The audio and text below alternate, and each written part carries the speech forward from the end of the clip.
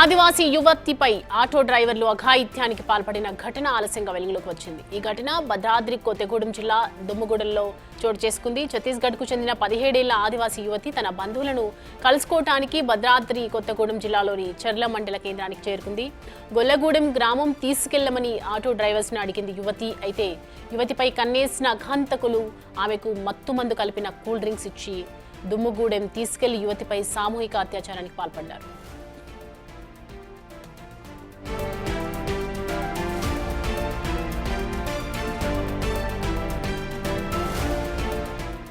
యువతిపై బలాత్కారానికి పాల్పడిన అనంతరం ఆమెను పాల్వంచలోని పెద్దమ్మ తల్లి గుడి సమీపంలో వదిలేసి వెళ్లిపోయారు. తెల్లవారుజామున మునస్పృహలోకి వచ్చినటువంటి యువతి తన ఒంటిపై ఉన్న గాయాలను చూసి తనపై అఘాయిత్యం జరిగిందని గుర్తించి కన్నీరు మున్నీరైంది. ఆ తర్వాత గమనించిన స్థానికులు ఆమె పరిస్థితిని వెంటనే కొత్తగూడెంలోని బాలికల సంరక్షణ కేంద్రానికి తరలించారు. ఘటనపై స్పందించిన జిల్లా ఎస్పీ రోహిత్ రాజ్ నిందితులను వెంటనే గుర్తించి పట్టుకోవాలని ఆదేశాలు జారీ చేశారు.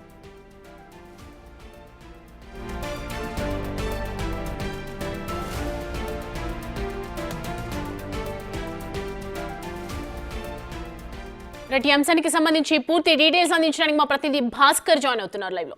భాస్కర్, ఎవరు అంటే ఆటో డ్రైవర్లు అని చెప్తూ ఉన్నారు, దీనికి సంబంధించి ఏదైనా సమాచారం అందుతోందా? అసలు ఎక్కడి నుంచి వచ్చారు, ఏంటి అనే వివరాలు ఏంటి?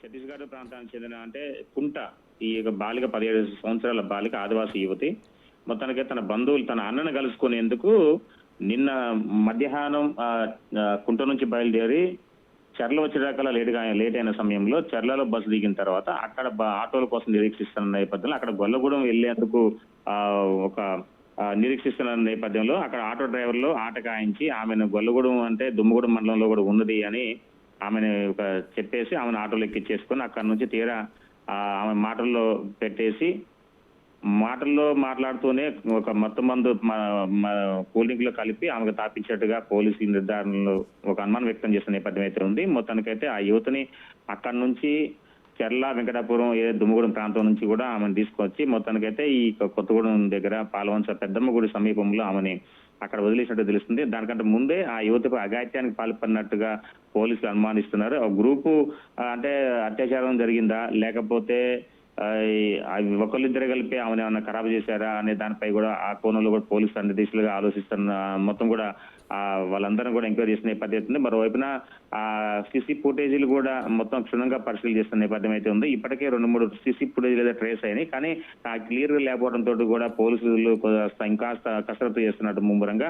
అయితే మొత్తానికైతే టాటా మ్యాజిక్ వాహనంలోనే ఆ అమ్మాయిని తీసుకొచ్చినట్టుగా ఆ యువతను తీసుకొచ్చినట్టుగా పోలీసులు అనుమానిస్తున్నారు. మొత్తానికైతే అక్కడ గ్రూప్ అత్యాచారం జరిగినట్టుగా ఆమె అక్కడ పెద్దంగూడి సమీపంలో వదిలివేసిన తర్వాత అక్కడ నుంచి కాస్త తేరుకొని ఆమె డివైడర్ కి మధ్యలో ఒక పోల్ కి విద్యుత్ స్తంభానికి ఆమె ఆసరా చేసుకొని అక్కడ నిరీక్షిస్తున్న నేపథ్యంలోనే తెల్లవారు అంతా కూడా నైట్ పూట మొత్తం ఆ బాలిక అట్లనే ఆ డివైడర్ మధ్యనే ఉన్నది. మొత్తానికైతే ఉదయం పూట స్థానికులు ఆమెను గ్రహించిన తర్వాత దగ్గరికి వెళ్లి మహిళలు చూసి ఆమెకు ఒక నైటీని ఇచ్చేసి అంటే బట్టలు మొత్తం కూడా చించివేసి ఘాట్లు తర్వాత అవన్నీ చిందరవందగా ఆమె శరీరంపై వివిధ రకాలుగా ఘాట్లు ఉన్నట్టు కూడా నిర్ధారించారు. మొత్తానికైతే స్థానికులు సాకి పోలీస్ స్టేషన్ సమాచారం అందించారు. మరోవైపున అక్కడ స్వచ్ఛంద సంస్థలు కావచ్చు ఐసిడిఎస్ అధికారులు కూడా రంగప్రవేశం చేసి మొత్తానికైతే ఆమెను ప్రాథమిక ఆరోగ్య కేంద్రానికి అయితే తరలించినట్టుగా తెలుస్తుంది. మరోవైపున అక్కడి నుంచి పోలీసులు ఐసిడిఎస్ అధికారులు ఇచ్చిన కంప్లైంట్ ప్రకారం ఆమెపై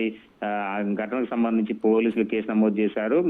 ఆమె యొక్క బాధితులకు సంబంధించి కుటుంబీకులకు కూడా ఫోన్ ద్వారా సమాచారం అందించారు. అయితే ఆమె ఒక రకం చెప్పాలంటే ప్రజెంట్ షాక్ లో ఉన్నట్టుగా తెలుస్తుంది. తన ఊరు మాత్రం చెబుతుంది తన అన్న దగ్గరికి వెళ్తున్నా అనే మాట తప్ప ఇంకా ఆమెకు ఏం సమాధానం చెప్పలేము పొజిషన్ లో ఉండటంతో కూడా పోలీసులు కాస్త సమయం తీసుకుంటున్నారు.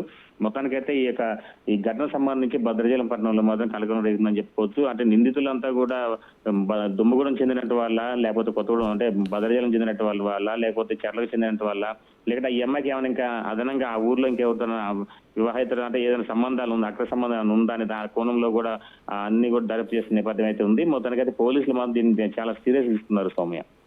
అయితే మొత్తానికి దీనికి సంబంధించి వాళ్ళ బంధువులను కలవటం బంధువుల దగ్గరికి తీసుకెళ్లటం జరిగిందా భాస్కర్?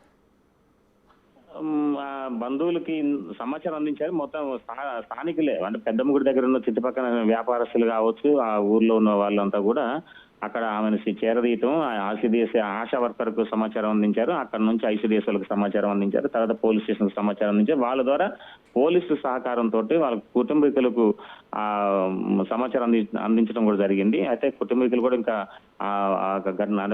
కొత్తగూడెం పాల్వంచి వచ్చేందుకు వస్తున్నారన్నట్టుగా తెలుస్తుంది. అయితే కుటుంబీకులు ప్రజెంట్ అయితే ఆమె రాలేదు. ఇంకా ఇప్పుడు అయితే కేవలం స్థానికులు తర్వాత ఐసిడిఎస్ అధికారులు సంరక్షణలోనే బాలిక ఉన్నది అనేది చెప్తున్నారు పోలీసులు. Soumya. Right Bhaskar, thanks for the updates. Right, మొత్తానికైతే ఊరికి తీసుకెళ్తామని చెప్పి ఆటో డ్రైవర్లు ముగ్గురు కలిసి సామూహికంగా అత్యాచారం చేసినటువంటి ఘటన వెలుగు చూస్తూ ఉంది.